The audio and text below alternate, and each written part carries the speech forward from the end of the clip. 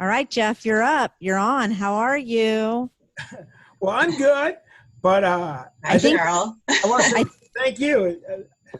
I think Beth's going to actually do the introduction for this, everyone. And everybody can see your screen, but I want to be certain that Beth gets an opportunity to chat. So, Beth, take it away.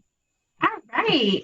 Good afternoon, everybody. I'm Beth Moss. I work with Producer's Choice, and today I was actually asked by Jeff and Ruth if I would do an introduction for them for APEG, which is their Advanced Planning Education Group. I wanted to give you a little bit of backstory. So I have an incredible passion for helping financial professionals increase their knowledge and expand their reach and ultimately build stronger client relationships. And that leads to taking an unbiased approach to planning while investing in their trusted partnership. I'm incredibly fortunate to work for an organization, Producer's Choice Network, that feels the same way. We are all about empowering financial planners with world-class insurance and income planning support to help strengthen their clients' comprehensive financial plan. About 2 years ago, Jeff and Ruth came and did a presentation for us and presented the idea of APEG. And as an organization, we were given the opportunity to partner with them in their independent education group. And I have to share that I was incredibly inspired by their vision. Their vision was to revolutionize the financial planning industry through education and through the power of community. I know everybody who's part of Females in Finance can see how viable and incredible our female planning community is. And their goal at APEG was to create a community based around education. It immediately became relevant as to how vital that would be for our financial planning community and to help change our industry.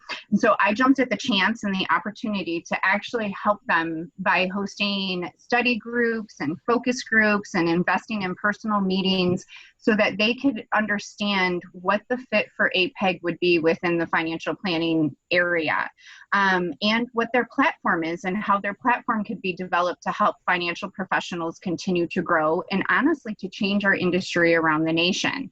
As a woman in a predominantly male industry, I recognize the importance of education to our female community and expanding our knowledge to help us stand out as true experts and lead towards change in an unbalanced industry.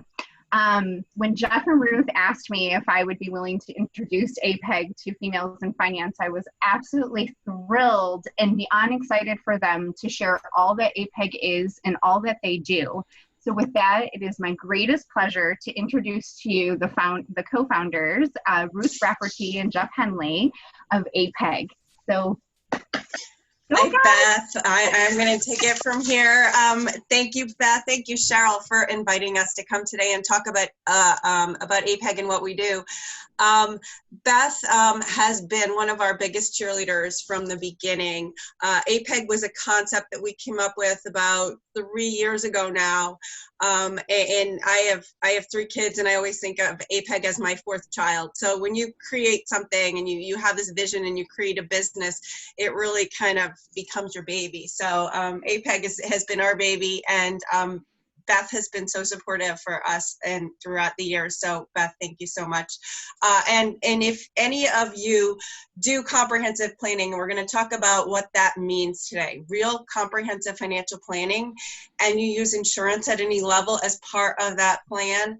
I encourage you to connect with Beth. She's a great resource for anything that you might need in that insurance space and a comprehensive plan. So Cheryl told us today we couldn't start this without talking about us before we said, what's in it for you? Who are we really looking to connect with at APEG? We are really looking for people who want to become more comprehensive in financial planning, or who are comprehensive financial planners who want to keep learning. One of the experiences that we've had and that I've had is a lot of people who do planning at any level or comprehensive planning are lifelong learners. We're people who want to kind of keep learning and growing. And, you know, one of the things that our tagline is learn, share, grow. How do we learn? How do we share what we know? And then how do we grow our businesses and serve different types of clients and do more for those clients that we serve. Again, my name's Ruth Raftery. By background, I'm an attorney and a CPA. I spent most of my career doing a bunch of different things, but on the accounting and tax side of things. I did spend some time working in an RIA for a while, but I've sort of seen the financial industry from the outside looking in. And that's the perspective that I always take is, what do those partners that you financial planners are working with, what do they think when you say certain things? How do you explain what you do? And that's the lens that I look at this from. I look at what are people outside the industry thinking, and how does the industry get better? How does it get stronger? And I really believe that we've come up with something that's really great in terms of a resource for people to learn and to become stronger, comprehensive planners. Today on the call, I'm going to turn over to my business partner, Jeff Headley, in a minute.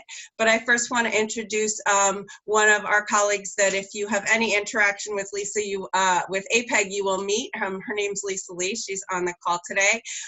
Lisa and I have been best friends since we are very little. We were born 4 days apart in the same hospital. So Lisa came and joined us and the leadership team of APEG, almost a year ago, maybe 6-8 months ago. And she's been an awesome resource. So thank you, Lisa, for being with us today. Jeff Heenle is a financial planner. He and most of the rest of our team are financial planners. They sit with clients on a daily basis. He started in the insurance field. He got his CFP, and he became a comprehensive financial planner. And even Jeff, who I consider to be really at the high end of comprehensive planning and knows a lot, he's still learning. And so we're kind of all learning together as we go along. Jeff is also a professor at Oakland University in Michigan. He teaches in the CFP program in Michigan, and he brings that background. So I'm outside the industry. He's got the actual financial planning experience plus the experience as a college professor in the CFP program. So Jeff, I am going to turn it over to you, and I'm going to throw in when I need to stop you. I'm going to throw some things in because I always do that. So Jeff, you can take it away. Anyway, Cheryl, thank you for inviting us. Everyone, thank you for spending some time with us this afternoon. I know firsthand your time is really valuable to the COVID crisis and through all of this. Our time was busy enough as financial professionals to begin with, but through this COVID crisis, it's become more precious because we're having to deal with new situations and a new way of doing business. So we'll do everything we can to be very respectful, and we hope that you find this to be very, very valuable in your practice. What we're really working on here and what we're really working to help you with is, how do you, as a professional in the financial services industry, perfect your skills in comprehensive planning? Now, for some that are just focused as being specialists, whether you're a specialist in the investment space as an advisor or you're a specialist in the insurance space, but you don't have any interest in comprehensive planning, this will have value to you because it'll show you where your comprehensive planning partners may be and where they're at in the planning process, so you can even hone your skills even further to make sure that you're mastering the segment you're working and you're focused on. What I'd like to do is I've got just a real brief PowerPoint of where we fit in and what our approach to planning is and how we support it. And then I'll jump to the website and kind of show you how people can engage with what we do. And when we offer what we do, we work with both institutions and individuals. So we always like to look and say, what drove us? What motivates us? What motivates our entity? Because if these things are important to you, you'll know that they match up with what we're trying to address. We know that our industry is changing. As a planner, I've been practicing for 20 years. And I remember when I came in, I remember to open an account 20 years ago, it was a single piece of paper. And today we open up an account and it's like a novel. I think War and Peace is easier to read than a new account application. We know technology is taking over. We know we're competing with technology too. When I got into the industry, Google was barely getting going. Today, people can go to a robo-advisor and they don't need us. And we're dealing with that. We're dealing with a competitive regulatory environment. We're dealing with fee compression. I know that when I first started charging planning fees and I started charging assets under management fees, people, didn't compete. Now I actually have in a first time meeting with a client and a family, hey, what's your fee? I'm paying 0.94. Are you 0.93? I mean, it's like they're competing for the cheapest gas in town, and they don't apply, where one planner may have more knowledge and can offer more support. But that fee compression is going on. It was making it even more difficult. You got Schwab, Fidelity, everybody out there offering free investment platforms where there's not even a management fee or a mutual fund fee. They can invest for free. So we have to build our worth. And so we know that's a problem. We know that our advisor workforce is aging. And what I really appreciate about females in finance, and one of the things, and I'm honored to be a Male Ally Network member. I came home one day and told my wife I'm a man, and it was a big deal. She's like, really? You got 3 kids. I kind of figured that out. But anyway, I wanted to say, thank you, Cheryl, to let me be a male. Yeah. Oh, if Ruth didn't warn you, I've got bad jokes for every situation. I apologize. In a former life, Jeff was trying to be a stand-up comedian. It didn't work out so well, so he went into financial planning. But, one of the things that I'm really honored to have this call with a Females in Finance group today, and what's so important to me is that our industry is aging. We're about to replace our workforce. And unfortunately, we're not bringing a lot of new people into this industry. We're not replacing those that are retiring. And for many, they're actually retiring in place and forgetting to call their clients and tell them they actually don't work anymore because they're still collecting their AUM fee. But we have to replace this industry. And when we replace this industry, we got to change it. This is a male-dominated industry. It all looks the same. And that's not the way our population looks. That's not the way people want to work. And so we as an industry need to replace this aging workforce, and we need to do it in a balanced way. And to work with females in finance is a way for us to contribute. And as you'll see in a minute, we've made some pretty significant contributions to the Female in Finance group because we believe that the next generation of planners is going to look more like our population does and not look all the same. We know that these people in the industry are looking for succession planning. And one of the things that really is a barrier to succession planning is if you ask a senior advisor, why don't you have an associate advisor ghosting underneath you to help to take over your practice? And most of them will say, I just don't have time to train them.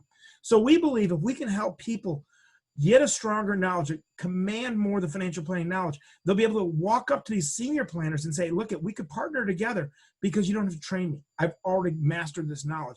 And the reality is we want to bring them not just to partner with a senior advisor, we want them to surpass the senior advisor because we know that people need it. We know the consumer expectations are higher than ever. When I started practicing, especially in Michigan, I'm in Detroit, everybody had a pension. The pensions were juicy. Today, people are stretching more dollars across a broader space, and we're trying to help these people stretch those dollars, and we really got to sharpen our pencils as planners. We got to do a better job because our clients are expecting it. And so what we believe is a financial planner brings gamma or advisor alpha, and that is the value to a family that goes beyond just having a savvy portfolio. It's about selecting the right insurance products. It's about doing tax planning. It's about making sure the estate plan works. It's making sure we've considered special needs. It's making sure we've considered spendthrift beneficiaries. It's making sure we've thought about long-term care issues. It's tying all of those pieces together to be effective and efficient to increase a family's net worth and stretch their dollars further. And that is measured by many studies as gamma or advisor alpha. And it comes from one thing. All of this comes from comprehensive financial planning. And so that's where we focus. These are the things that inspire us. These are the things that keep us up every night. These are the reasons we get up in the morning to change the world. And we hope that you find that this could help to change the world. When people enter our industry, our institutions try to recruit us. They bring us in, they attract us, and they need to give us a vision. But oftentimes that vision doesn't quite meet our needs because we start off in this industry and become an advisor. We have to get licensed. We get our insurance license. We get our Series 6. We get our 65. We get our 7. For some, we get the 24. We get all that licensure.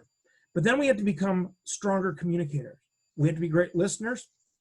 And we have to be able to convey our ideas. And that's lifelong learning because the communication needs of the marketplace are ever evolving. And there's a lot of great programs and opportunities out there to enhance communication and get your message out.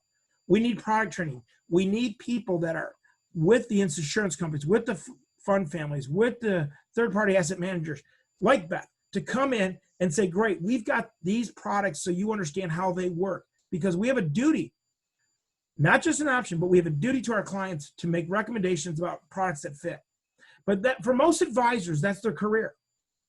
That's where they stop. For those that want to become comprehensive planners, they have to bridge the gap from advisor to planner. And what you'll see today is we offer a course It's called the Foundations of Financial Planning course. And this is that bridge to help people step from becoming an advisor where they've been trained and educated on insurance and financial tools, but maybe weak or lower levels on their estate planning, their taxes, and some of the ways to bridge those. So Foundations of Financial Planning, as you'll see, will be that bridge to help you get from being a great advisor or a great insurance professional to becoming a planner. And if you just want to be a great advisor and a great professional, it helps you understand how you fit. Oftentimes, insurance professionals or advisors that are not CFPs feel that they've got to lay down on these people that hold themselves out. And the reality is they're not far away. They just need to enhance their knowledge in certain categories, and we are helping to bridge that. We still believe that for a true planner, you're going to seek out an industry designation. Obviously, the most common recognized is a CFP, and that's what I teach, and so of course it's got to be on the screen. And then finally, when a planner becomes a planner, they need tools and resources to make them better. They need to have ongoing education.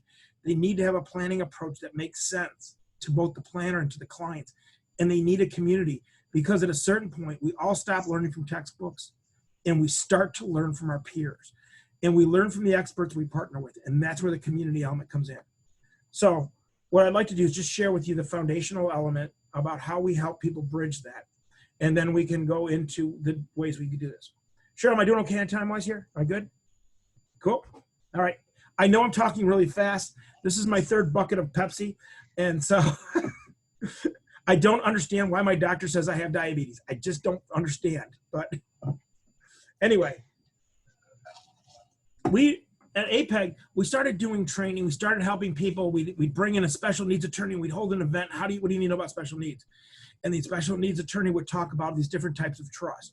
And the problem is many of the people that attended these webinars and these learning sessions would say, you know, I don't know the difference between a grantor trust and a non-grantor trust. I don't understand the difference between above the line deductions or below the line deductions. And I think my clients do. When I was a planner and starting on my first day, I was so scared. It's like a kindergartner walking into his first day of school. And what I was scared of is sitting with a client that potentially knew more than I did. And the reality is they probably did. But this course is designed to bridge that gap so that we can talk knowledgeably about things our clients are hearing. So the course is 8 sessions long. The first session actually just focuses all about the industry as a whole. What do we need to know? I know that I was piecing together 10 years into my career. What is the real difference between an RIA and a broker-dealer? What are the different rules when it comes to fiduciary obligations? And so this first session of the course covers everything from what is a BD to an RIA? What's an insurance agency versus an IMO? What is the regulatory framework that governs us? What's the difference between FINRA and the SEC? How do they have different powers? What can they do to us? And how do we honor our fiduciary obligation? In the second session, we bring in attorney, Patricia Lincoln. Tricia Lincoln is a fabulous attorney, full of energy, and from all the response we get, she's our favorite instructor, which kind of hurt my feelings a little bit because I thought I might get that role, but I didn't. But anyway, Tricia steps in and she talks about the entire estate planning process. She talks about wills, trust, powers of attorney, all the different things when it comes to living will. Talks about the estate planning process. Talks about what does the probate process look like? How do we avoid it? What are the beneficiary consequences? What do you mean community property or common law estate? What does that really mean? What are the different types of trusts that are out there? What's an estate tax and a gift tax? When should my clients be worried about this? How do we transfer assets on debt? So she spends all of session 2 talking about estate planning. Ruth comes in and makes taxes exciting and fun because she's going to talk about the history of taxation. She's going to talk about tax compliance, which is appropriately filling out the forms. And then she's going to move that into tax planning. And she actually gets into some fun stuff. She actually spends a little time on Publication 17, which is something that most people don't even know what it is. Publication 17 is how do you report income from illegal activity? It's kind of fun to learn about. She actually talks just a little bit about it. For example, if you order a hit on somebody, you have to record that expense appropriately in your tax return. If you are to come into possession of stolen goods, how do you record your cost basis? So anyway, that's just, she makes it fun. That's just fun.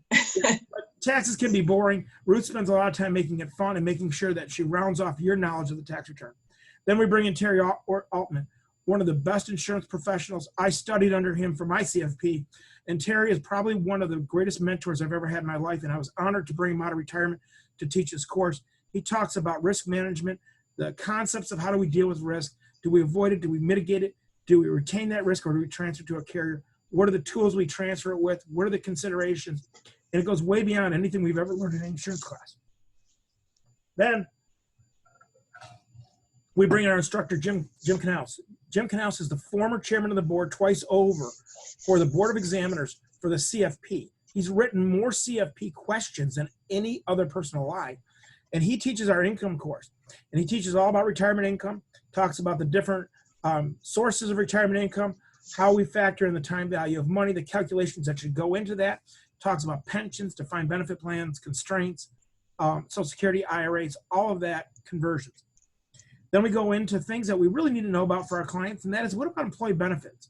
Our clients, part of their compensation package is employee benefits. Here, Mark Wise talks about the different types of benefits out there. How do we maximize those benefits? How do we stay away from the ones that may cost money and we can do a better job in the private sector?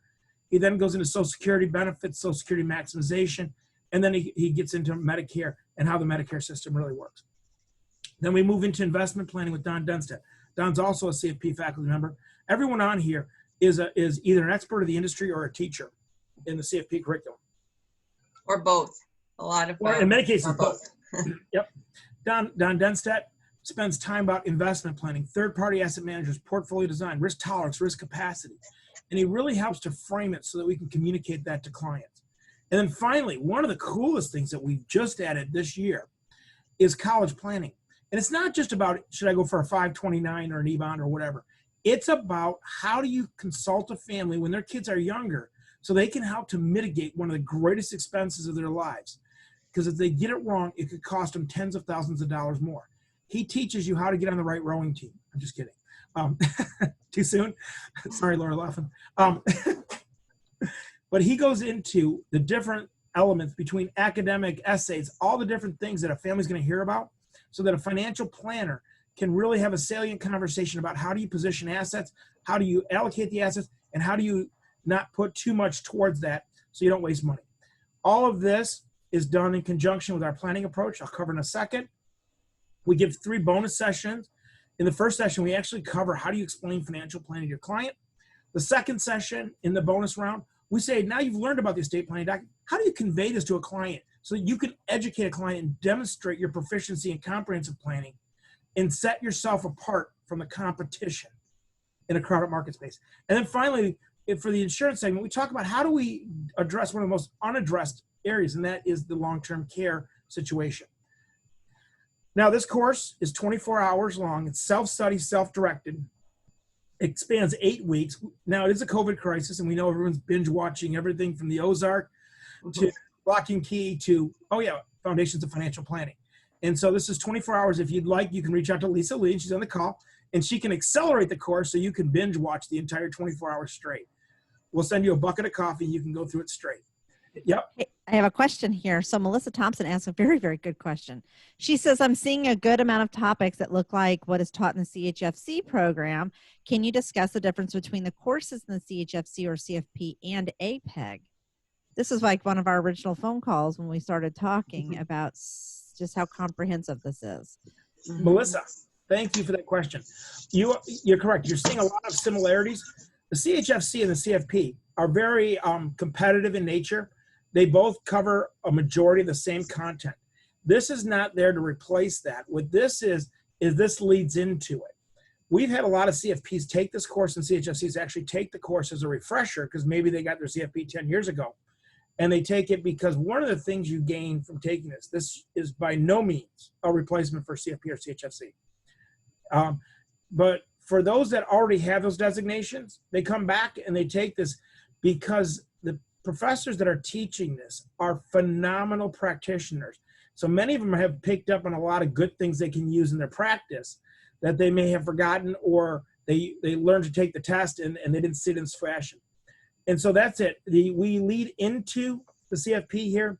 As a matter of fact, we have a partnership with Oakland University we just formed, which is where I teach. And we offer an executive CFP curriculum. Our executive CFP curriculum requires that a person have 3 to 5 years of industry experience and be fully licensed to even sit for the first class. However, they're structuring it so that those that take the foundations class can actually weigh that experience to get into the classwork at Oakland. It doesn't negate the CFP's requirements, but it allows people to get to an accelerated program. Right. And when we designed this, we designed it for we really designed it for new entrants to the industry. How does one learn about this industry? How do you learn? And a lot of it, we did a ton of focus groups, and Beth had hosted some things for us to talk to planners and how do they learn the industry.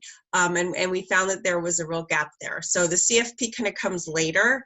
And as we found, people who even had the CFP were taking and going, wow, I kind of forgot about that, or I probably learned it at one point but never used it in the last 10, 15, 20 years and forgot it.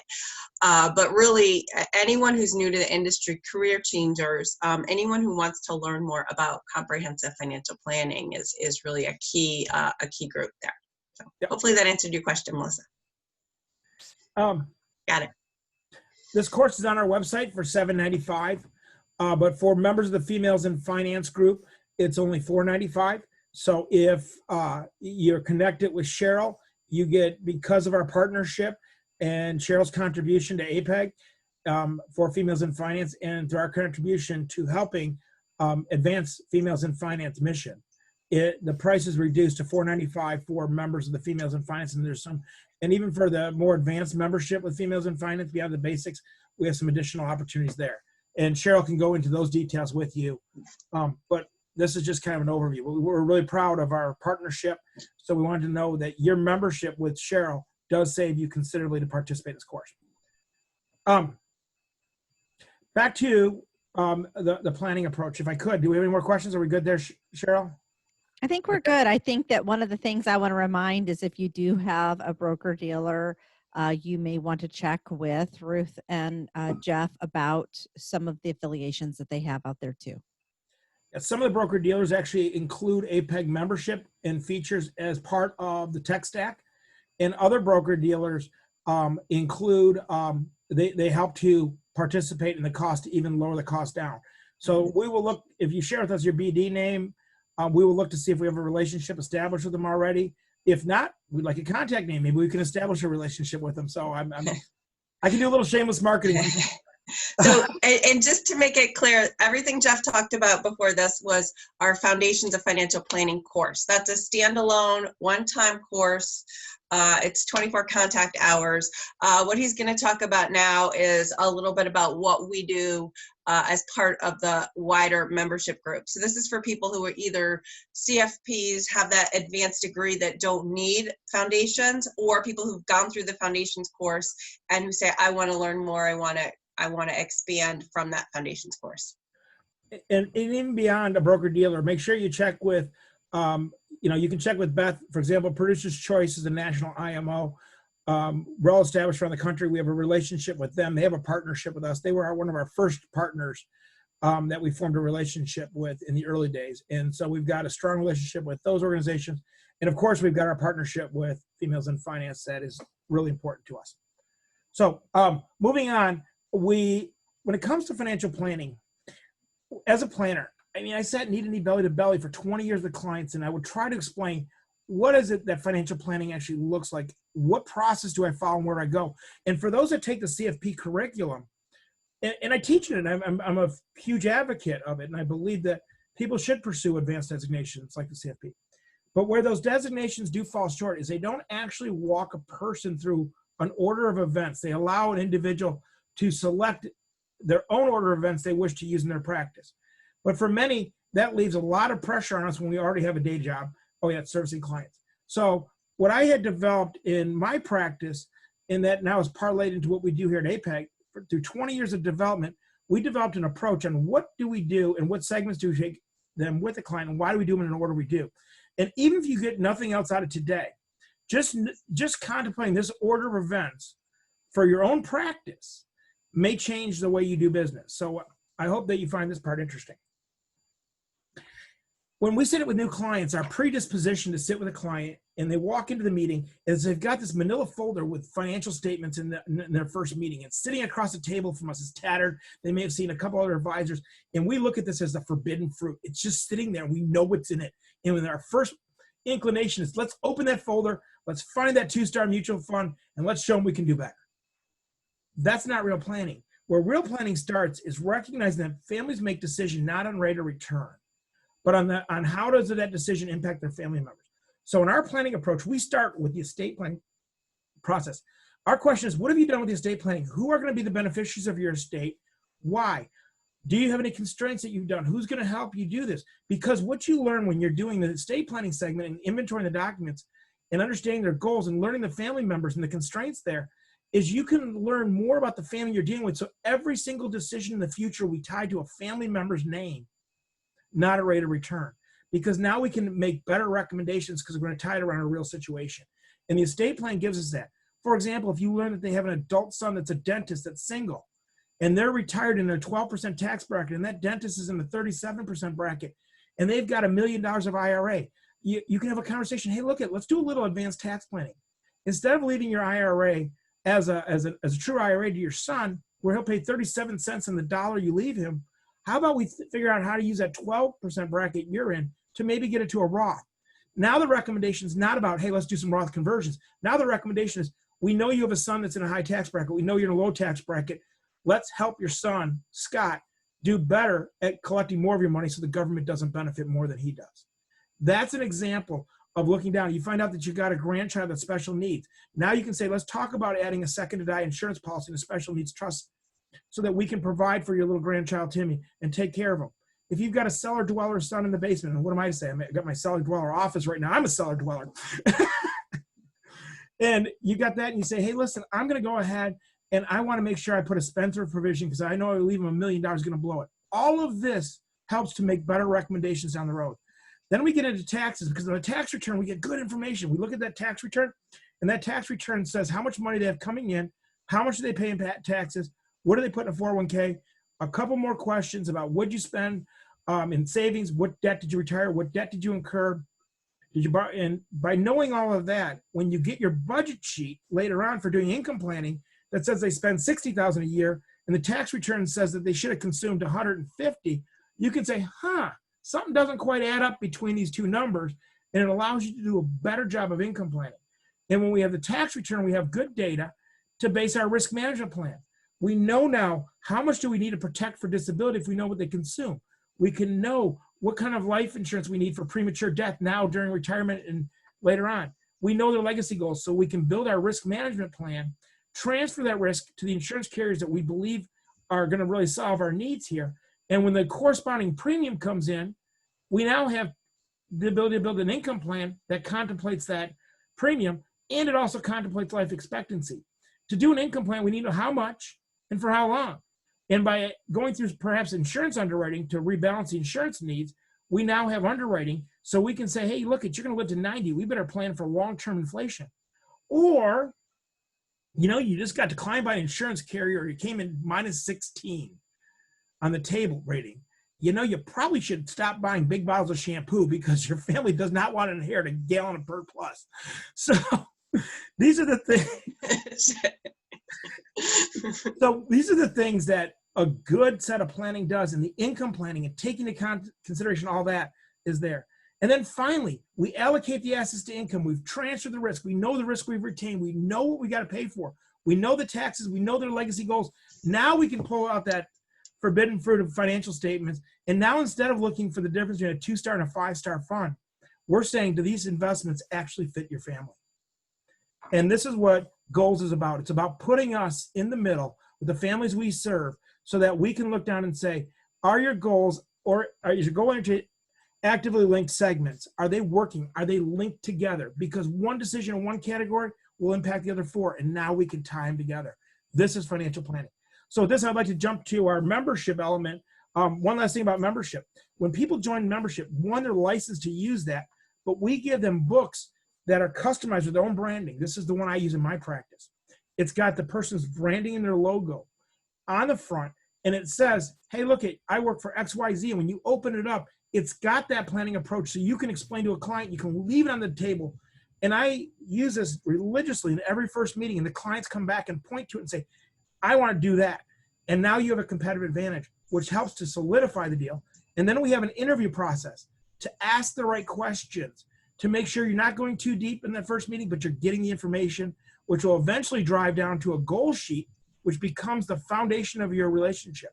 Now we're doing a better job of meeting our Reg BI requirements of knowing our client and knowing their needs. And then we'll come back and do an annual review. All of this is customized. The great thing is, as Beth actually shares her marketing coordinator over at Producer's Choice to help us do some of the customization so we can make sure the color scheme and everything works, because I'm not really talented and I'm not very artistic. So we have some help with that, because look at this. I have one color shirt. I either wear black or I wear white. This is what you'll see me in all the time, because that's all I know. Here's an example of that goal sheet. Our goal sheet, after we're going through the interview, we can check off a box. We can say, Mr. and Mrs. Jones, we talked about your special needs grandson, Timmy. We talked about your son that's a dentist. We should probably set up something about Roth conversions. Check the box. We should talk at some point about special needs. We should talk about addressing long-term care. We check the box in each category. We turn it around and we present to the client, Mr. and Mrs. Jones, these are the things as a professional I think we should do. Could you do me a favor and prioritize this? Is this something we should do this year, next year, some other point in the future, or just never? And this now, we'll both sign this, and this becomes our relationship. And this is the roadmap to how we're going to work together. And we may have 5 or 6 items we need to tend to, but it's better to know them now, because those items will lead us to make better decisions in each category. This is what members have. They have licensed rights to have this all customized with their logo, their branding. And so with that, I'm going to switch us to the website now and walk you through the engagement. Any questions so far? Cheryl, am I talking too fast? You talk really fast, but you're good. Okay, sure. I hate sounding like, oh, I live in New York City. I'm the one who lives in New York City. I know, Ruth's up there going, hey. You're the fastest talking Midwesterner I've ever met. But I'm still a little slow by Manhattan standards. So APEG, we have on our learning platform, I'm sorry about that. The joys of being home. At least my kids are not running around the table like they were yesterday when Cheryl and Ruth and I were talking. My kids ran around the table to get access to my snack bucket of pretzels I keep with me. I'm a dad of 3 kids. All right. So at APEG, we have our membership site. This is our online learning access platform. And the way we work with people is we offer our foundations curriculum as a standalone curriculum. It's a single course that you can take. We have our basics. And our basics, I'll go through this in a second. It gives people access to our library of content. We have our Basics Plus, which will give people access to the library of content we have and licensing rights to the platform. And then finally, for the person that really wants to be part of a community, we have our membership in our community. And this is all on our site. We'll share this with you. But just walking through our Foundations of Financial Planning courses that we talked about. Oh, there's a handsome guy teaching in front of the room there. With our Foundations course, Females in Finance has their own customized course right on here. You'll be able to elect right into the course as a member of Females in Finance, and you'll be able to take that course as a standalone. Our next opportunity. Cheryl has some codes she can share with you if you're interested in that course that will bring the price down based on your membership in Females in Finance. I'm the code keeper. The code keeper. You have to go through Cheryl to get the code. Like the old Ghostbuster movies, the keeper of the key, the key master. So APEG Basics was born for our members. Every couple of weeks, we put on educational topics from our experts, our national pool of experts. Between Ruth and I and the rest of our leadership team, plus those that were introduced, we've built this incredible content for just-in-time, just-in-case education. As a planner, I know that if I'm going into a meeting tomorrow with a family that's got a special needs child, I may need to brush up on my knowledge of special needs trust because I don't want to talk about it tomorrow. Maybe I've got a situation where I'm going into a family that's a same-sex couple, and I want to brush up on making sure I don't say the wrong things, making sure I understand their needs, making sure that I'm addressing them appropriately. Maybe I've got a situation where I know that I've got a couple that has frozen embryos and they need to know what to do with in vitro.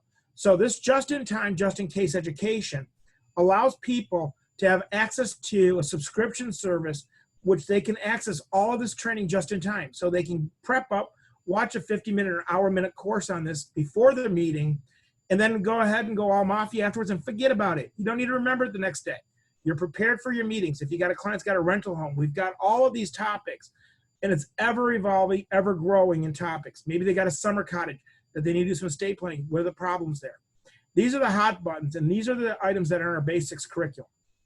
Our Basics Plus has all of that, plus that approach to planning that we just covered. So they have the full access to this, and they have this. And now as a Females in Finance member, there are also discount codes that apply to all of these to lower the annual subscription or even the monthly subscription pretty substantially because of our partnership. Then moving on from there, we have our membership. And this is really the community piece. This is where people who really want to engage in planning have all the tools available. What our membership includes is our membership has the foundations is already included. You don't have to pay for it. And not only do you have the foundations, you can rewatch it over and over again. And each of the modules are broken out so you can go back to a particular module and go back to it as a member. You have full unbridled access to foundations. When we have our webinars, there's one thing to watching pre-recorded material, but a true planner oftentimes formulates questions as they're watching content. So our members actually get to participate in the live educational events and interact with the instructors that are there. Then they can have the access to that library of all the pre-recorded content for that just in time.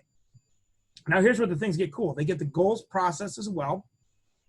And where we see practice development and practice improvement is important to a lot of our members. Many of our members are independent practitioners. So we form small groups where we have a mastermind roundtable session. And what we'll do is we'll introduce a topic and allow every person at the table to talk about their strengths and their weaknesses in that area, successes and things that they didn't do so well on. And the topic might be, how do you interact with an attorney for estate planning? What software are you using for financial planning? How do you conduct a seminar? How do you do tax planning in your practice?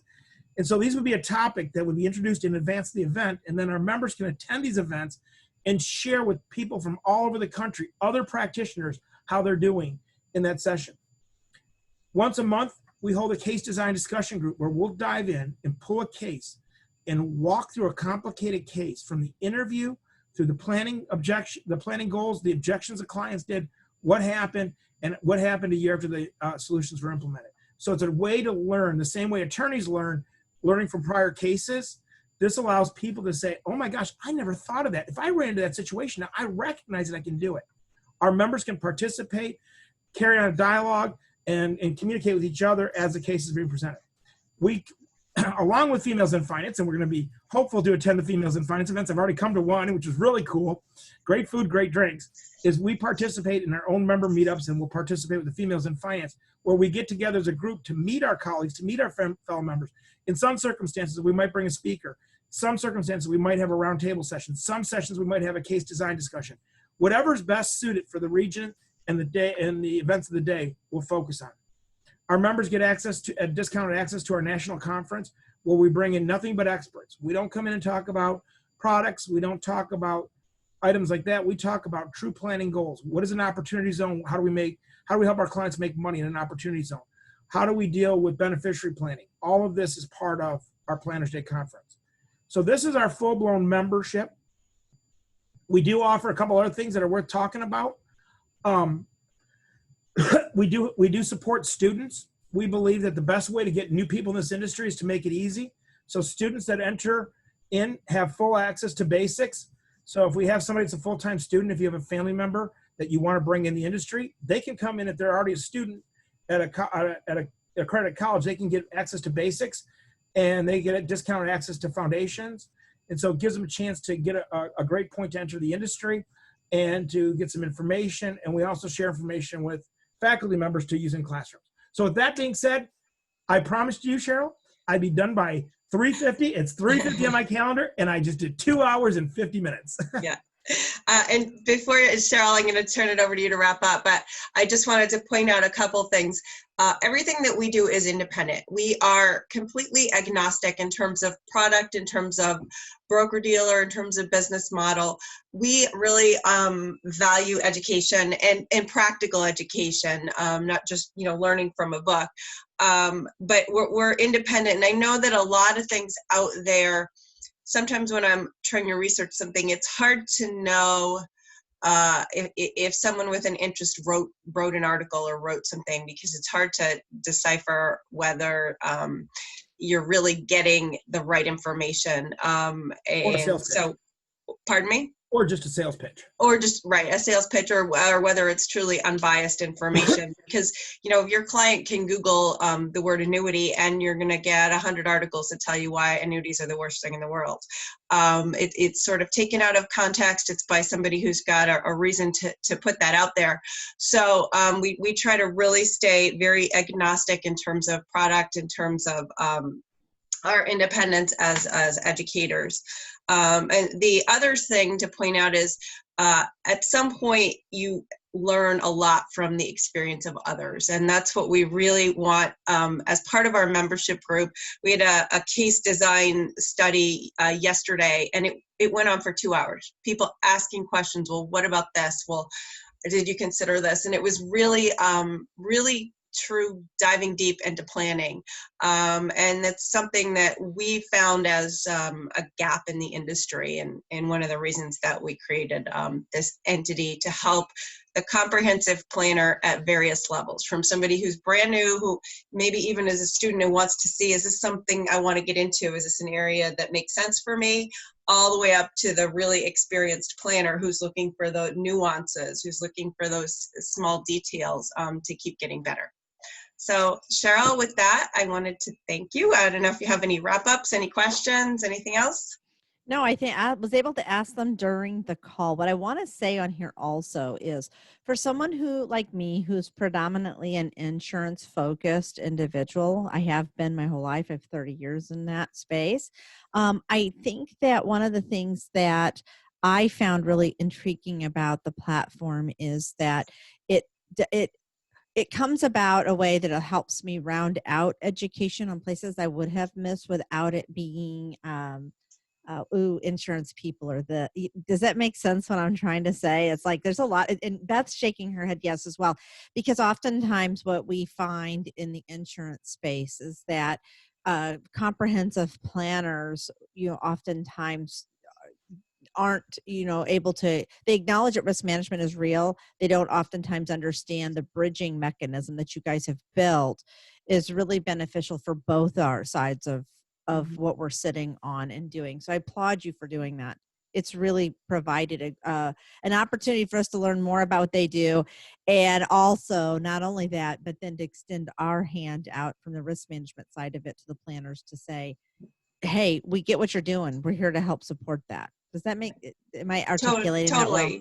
The way we think about it is we have that disc, and the planner is the person who's in the middle with the client, who's looking for the right estate planning attorney to get that client to, right? Because a lot of people say, well, I don't address estate planning because I don't know what to do then. I don't have a person to send them to. You need the expert, and you need various experts. You might need somebody for your really high-end clients who have complex issues, and you might need somebody to do a simple will and power of attorney for a young couple.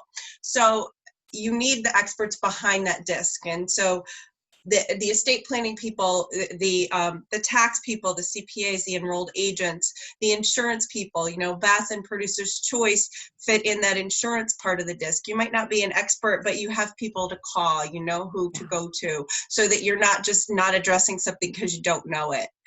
You're really taking that into consideration. I mean, throughout my career, I've seen so many families who have an investment advisor who think they have a plan. And they really don't, and it's kind of played out in two separate family situations before I got into this. One was my cousin who was diagnosed with dementia, and didn't really have the right documents in place and things like that. And my in-laws who have an investment advisor, but no one ever looked at their insurance. No one ever looked at other things in their life, that doing Roth conversions and all those types of things. So I've seen it in real life. And I think that one of my goals is to sort of help the advisor to do better for their client. Where else I could see this being very beneficial is when you have an active practice and you're bringing junior people in or new people in, right? Mm-hmm. And they want to be supportive. Like, I remember being that person who would come into the office, a new situation, and someone would be talking about an estate planning, and I was sitting in the back And I remember, I think I shared with you guys, I worked in this estate planning office in San Francisco. And I almost quit my first day because I came home and I told my ex-husband, I'm like, it's grats and gruts and grats and gruts and I'm out. I don't even understand what that is. And it wasn't as easy, everybody who's watching, that you just go look it up. Yeah, that thing called Google and smartphones, I'm old. It didn't exist. Okay. So you got to be really nice to me. I had to look that crap up on like an encyclopedia. I was actually thumbing through it. But, it would have been really helpful because I would have been able to come to a course like this where somebody could say to me, hey, we're going to have a client that's going to come in on this day. We're going to talk about their special needs planning. I want you to watch this because you know what else it would help? It would also help me to learn, for example, I happen to be the mother of a special needs adult child. I also happen to be the stepmother of a special needs adult, child. And you don't say words like normal kids. Don't say those things, Nope. if you're trying, yeah. And you were giving those kinds of cues through the planning structure in the foundation course. So I think that these things aren't just always built for the people who are becoming planners, but the support personnel behind the planners as well. That's where I see a really big need for it. Yeah. Anyone who works in and around that industry, this could be helpful. Also, at a certain point in your career, you're kind of expected to know things, and you don't want to be like, I don't know what that means. Oh, there is not a single, and any financial service professionals watching this going, well, I know all of that. I got my eyes on you. It's impossible. Because unless you're actively working in every one of the Right. scenarios that Jeff outlined when he was going through everything, like a rental home, like maybe an additional house that's on the beach, unless you go through that like all the time, that's not your bread and butter of what you do. I'm the first one. If somebody came back up to me and said, I'm going to qualify that. I remember before I got divorced, people want to talk to me about divorce and insurance. And I remember thinking, I have like no experience in this. Well, guess what? Now I'm your gal. I know all about that thing. And I mean, I joke about it because that's also called therapy. No, I get through it because I understand now those checklists of those things that are provided are for the people who don't actively go through it, who don't understand the emotional capacity. Like I remember being a young underwriter and saying, hey, could you go back and get this missing signature on this look, Jeff's already laughing on this application from your ex-wife. And I can literally see the financial advisor going, please don't make me go back and talk to this man's ex-wife. Please don't. We do anything other than, because it's such an emotional purchase. But we talk about those things in these planning courses that you guys have created. And I mean, I kind of joke, but I don't, because it's very real, but we learned that through experience, right? I mean, Yep. Now it's like, okay, before I'm going back to anybody, let's see, do we have everything? And Beth's up there shaking her head because she knows there is no financial service professional who wants to hear about a missed signature. Not a single one of them. They're like, no. Look at they're all going, no. But I think that that's where, if you were more knowledgeable about some of the things that are coming up, and to Jeff's point in teaching, if you know these things, you're probably going to be a little savvier about, oh, well, maybe we're going to need these forms, or maybe we're going to need to ask these questions, or maybe we're going to, and you're providing a lot of that checklist structure too, which I think is really cool. So. And a lot of it isn't about being an expert in any of these areas, right? If you look at all of these areas, it can be overwhelming. Yeah. But if you look at it as, how do you issue spot? How do you make sure you're identifying the issues, you're getting your client to the right person to address those issues? That's really that role of a comprehensive planner. You don't have to do it all, but you have to know that it exists, so it just doesn't go over your head and you totally miss it. And then once you do identify it, how do I address it? Who do I Exactly. address it? Well, we're on the hour. You guys did great. And I laughed because Patty Gale actually commented on Facebook and it says, I'm from New York. You're all good. That's awesome. Yay. I know. Good. I know. Patty Gale. She's always got her respect. Too funny. All right. So what I will do is, again, I am the code keeper, but in all honesty too, I mean, you guys can tag Jeff and Ruth in the community. They're active. They're there, and they would be happy to answer any question, and any introduction that I can make, please let me know. Again, if you have a broker or dealer that already has access, wonderful, use it, talk to them about that. And if you have a broker or dealer who does not have access, also talk to them about making certain that you get access to this, because they are agnostic of everyone. I think it's great. Love this. I'm excited. Thanks, Thank you for Cheryl. doing this. Oh, All thank right. you. Thank you. Thank you, Beth, for the awesome introduction. You guys are welcome. You're amazing. And Aw. I can't speak highly enough about how fantastic your organization is. Aw, Well, thank you, thanks. Beth. We feel the same about you, Beth. Thanks, guys. All right, love festers. All right. We will see you on the other side. Bye, everyone. All right. Thanks. Thank Bye, you. everyone. Take care. Bye. Bye-bye. Bye.